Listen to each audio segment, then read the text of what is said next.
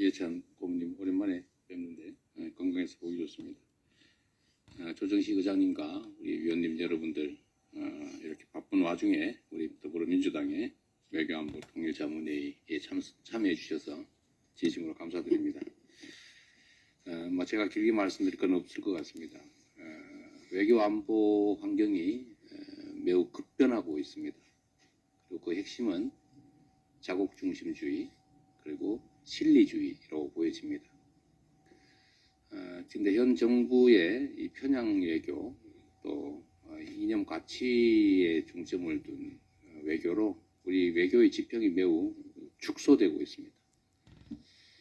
한반도의 안보 평화 문제도 점점 악화되고 있고 또 그 때문에 경제 환경이 악화되고 있어서 우리 국민들의 삶도 매우 나빠지고 있는 게 현실입니다. 평화가 경제 아니겠습니까? 안보가 곧 민생이죠.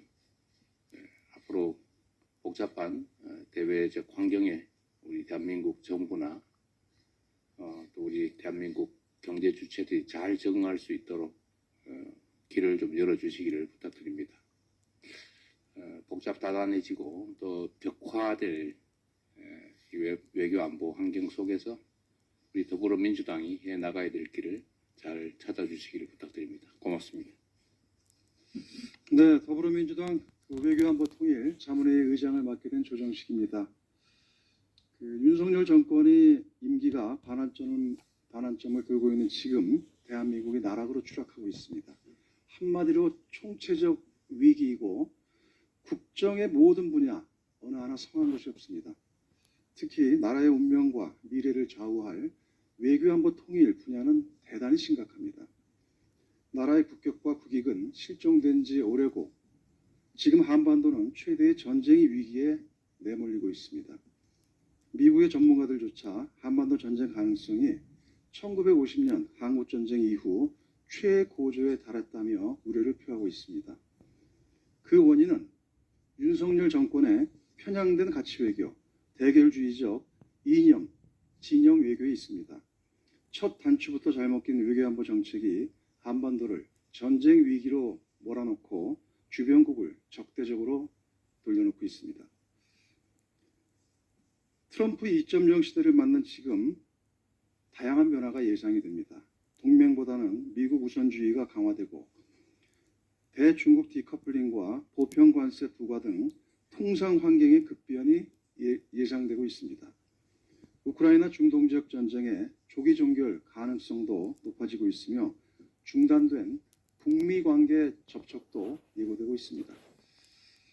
트럼프 2.0 시대를 맞아 우리 정부의 외교안보 재정립이 대한민국 생존의 당면 과제가 되었습니다.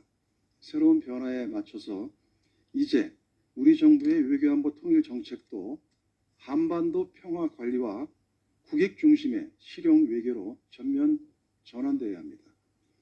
외교안보 통일 라인도 전면 쇄신되어야 합니다. 우리 더불어민주당은 트럼프 시대를 슬기롭게 대응한 값진 경험과 자산이 있습니다. 더불어민주당이 구심이 되어 트럼프발 변화를 위기가 아닌 기회로 전환하고 한반도 평화와 경제를 되살려야 합니다. 오늘 출범하는 외교안보 통일 자문회의는 우리 민주평화 진영의 최고 전문가분들이 함께해 주셨습니다. 진심으로 감사드립니다.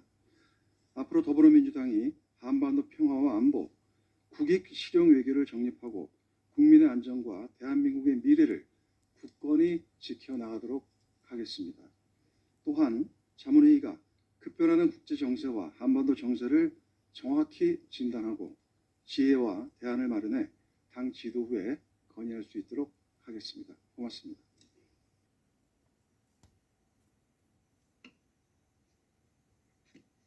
아니, 첫 발언을 하게 될 거라고 미리 귀뜸이라도 좀 해주시지. 완전히 돌발 영상으로.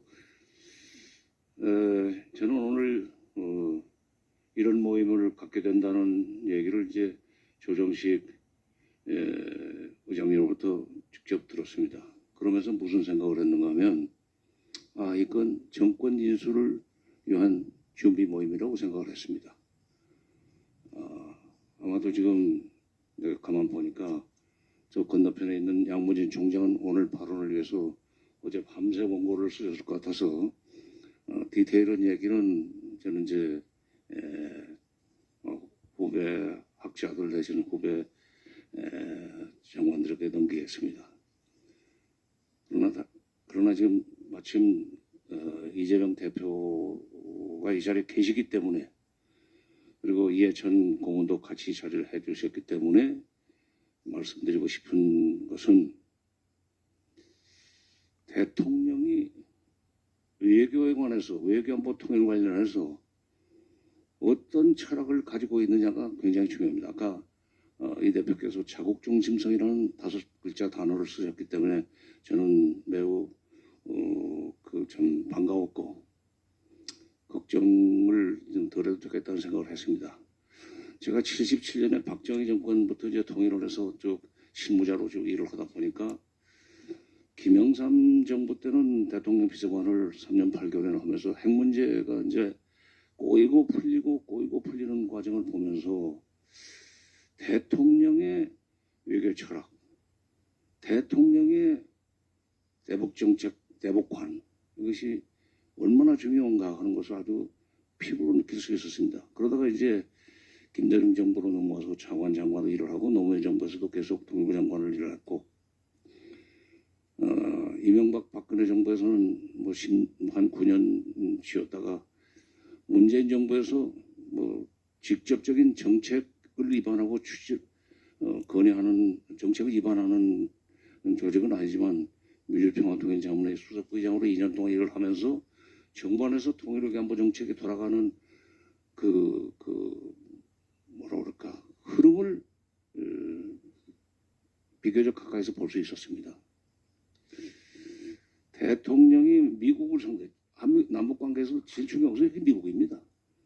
한미관계와 남북관계를 어떻게 연계시킬 것인가 할 때 엘리어트 없는 관계에 있는 한미관계와 남북관계를 어떻게 조화를 시켜서 끌고 나가느냐는 문제가 있을 때 자국 중심성이 있는 외교를 하겠다는 대통령이 있고 그리고 그런 대통령이 자국 중심성 있는 외교를 펼쳐나갈 수 있도록 도와드릴 수 있는 대통령 비서실 내 참모와 강요들만 있다면 그렇다면 지금 윤석열 정부에서 일어나고 있는 이런 저희 대외관계에서 비극은 일어나지 않으리라고 생각을 합니다. 그러니까 아마도 이제 저는 나이도 있기 때문에 다음 정부에 들어갈 일도 없지만은 가만 보니까 젊은 분들이 오늘 많이 오셨고 이 중에서 다음번 정부가 출범하면은 청와대로 그때는 청와대로 가야죠. 청와대로 들어가시든지 아니면 강요로 입각을 하시든 할 분들이 있을 것 같은데 하여튼 디테일한 것보다는 전략 전술은 그때그때 국제 정세의 변화에 따라서 얼마든지 고치고 또 새로 입안하고 해야 되지만은 자국 중심성이라는 분명한 방향성만 가지고 있으면은 이 혼란한 국제 정세 속에서 국가 안보를 튼튼히 지켜내면서 남북 관계를 정말로 평화적으로 관리해가지고 국민들이 전쟁 공포 없이 살 수 있도록 만들어줄 수 있다고 생각합니다. 자국 중심성이 중요하고 마침 이재명 대표께서 그 단어를 언급하셨기 때문에 잘 되리라고 믿습니다. 죄송합니다. 제가 기차표를 오래전에 다들 걱정하시는 것처럼 또 생각하시는 것처럼 트럼프 대통령의 당선을 인해서 우리가 많은 도전적인 그런 과제들을 안게 될 거라고도 생각하고 있습니다. 맞죠. 근데 다른 한편으로 또 몇 가지 면에서는 또 기회 요소들도 있는데 어쨌든 간에 트럼프 대통령은 과거에 한반도에서 평화 대화를 시작했던 북미 대화를 시작했고 한반도 평화의 물꼬를 트는 주인공 중 하나였고 또 지금도 대화를 얘기하고 있습니다. 그런 점에서 전운이 감도는 한반도에서 상황을 반전시킬 수 있는 언어를 사용하고 또 그런 생각을 갖고 있다는 것 자체가 이미 우리에게는 굉장히 중요한 기회 요인일 수 있다는 생각이 됩니다. 그래서 중요한 것은 어려운 도전적 과제들을 잘 극복을 하고 또 중요한 것은 기회 요인들을 잘 우리의 국익으로 만들어가는 그런 잘 포착해서 우리의 국익으로 만들어가는 지혜가 필요한데 이 모든 것은 사실은 정부가 담당해야 될 일입니다. 그렇지만 많은 분들 말씀하시는 것처럼 오죽했으면 대통령 사적 측근이라는 사람이 대통령을 가르쳐서 5살짜리 그 어린아이가 총을 든 격이라고 가진 격이라고 말하겠습니까? 그만큼 위험하다는 거잖아요. 그러다 보니까 지난 2년 반 우리가 본 것처럼 우리 정부의 위기관리 능력에 대해서 심각한 우려를 우리가 하고 있습니다. 그러다 보니까 그냥 정부에 따도 요구하고 또 압박을 가하지만 그냥 방치할 수는 없기 때문에 국민의 대기관인 국회가 나설 수 있는 데까지 나서야 된다. 그 점에서 절대 다수당인 민주당이 이 문제에서 한반도에 이 현재 다가오고 있는 도전, 그다음 기회 요인들을 잘 활용하고 그다음에 극복하고 이걸 위해서 나서야 된다. 바로 이런 때에 외교통일 자문회의가 구성이 됐고 굉장히 시적절하고 잘 됐다고 생각합니다. 저도 하여튼 할 수 있는 역할이 있다면 여기서 하여튼 현재 한반도 평화를 만들기 위해서 현재 이 전원이 감도는 이 국면을 반전시키기 위한 여러 노력들이 있겠는데 그중에 할 수 있는 일은 해나가도록 노력하겠습니다. 고맙습니다. 입니다. 먼저 트럼프의 2기 집권이 어떻게 될 것인지에 대한 전망으로부터 말씀을 시작하고자 합니다. 이제 트럼프 후보가 당선됐기 때문에 우리 외교는 예측이 어려운 변화 속으로 들어가게 됐습니다.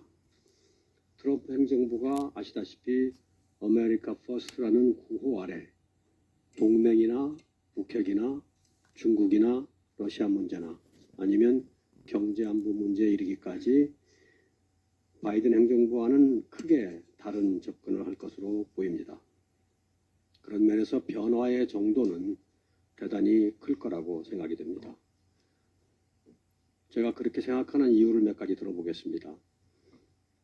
트럼프는 지금 모든 스윙 스테이트에서 다 이겼습니다. 그리고 지난 20년간 공화당이 득표했던 득표율보다 훨씬 높은 51%의 지지로 당선이 됐습니다.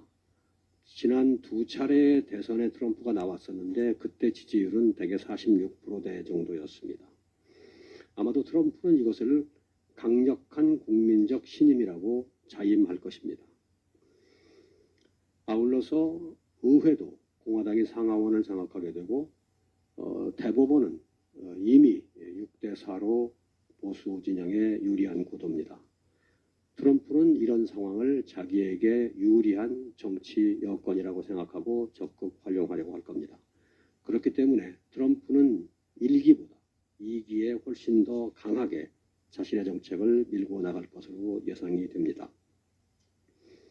더욱이 트럼프 진영은 1기 때의 전통적인 관료나 합리적인 보수주의자에 의해서 자신의 정책이 제약받았다는 기억을 가지고 있습니다.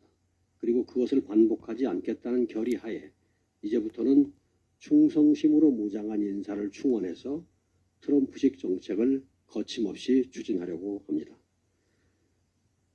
이러한 트럼피즘의 강행 움직임에 대해서 야당이나 반트럼프 언론이 가만히 있을 리가 없습니다. 그렇기 때문에 처음부터 여야의 대결은 상당히 심각할 것으로 예상이 됩니다. 원래 미국에서는 전통적으로 대통령이 취임하면은 1년가량의 이른바 허니문 기간이 있는데 이번의 경우에는 그런 예상이 맞지 않을 것으로 봅니다. 미국에서의 정치 분열은 크게 심화될 것으로 봅니다. 그러면 이제 트럼프식 정책이 한국에 어떤 영향을 줄지를 몇 가지 주제별로 간략히 말씀드려 보겠습니다. 먼저 동맹입니다.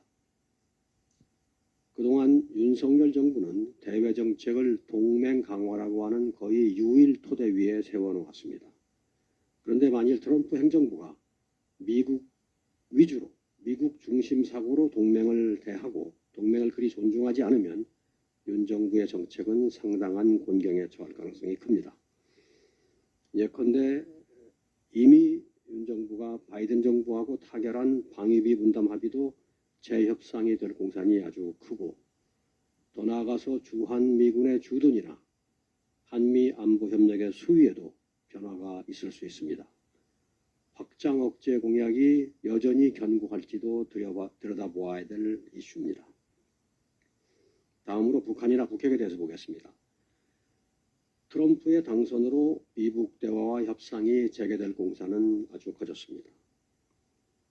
그렇지만 그 경우에도 북한은 윤 정부와의 대화는 계속 거부할 것이기 때문에 한국이 배제된 상태에서 미국의 트럼프 정부가 나서서 북한 핵 문제를 포함한 한반도 문제를 협상할 수 있습니다. 그렇게 되면 한국으로서는 동맹에 대한 존중이 적고 동맹의 이해관계를 어느 정도로 존중할지 불가능한 트럼프 행정부를 상대로 우리의 입장을 반영해야 하는 숙제를 안게 될 겁니다. 다음으로는 중국과 경제 안보에 대해서 살펴보겠습니다.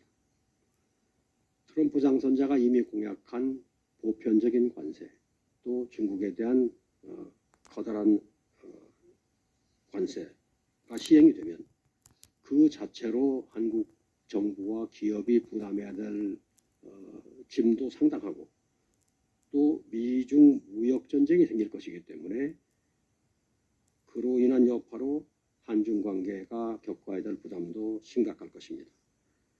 아울러서 트럼프가 보조금 등 기존에 주어졌던 혜택을 철폐하거나 축소하게 되면은 기존의 구도 속에서 추진되었던 한국의 대미 투자, 예컨대 지난 3년간 우리 기업이 미국에 투자한 액수는 1,140억 달러에 이릅니다.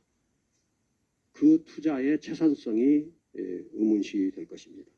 여기에 어떻게 대처해야 하는지 커다란 숙제가 아닐 수 없을 것입니다.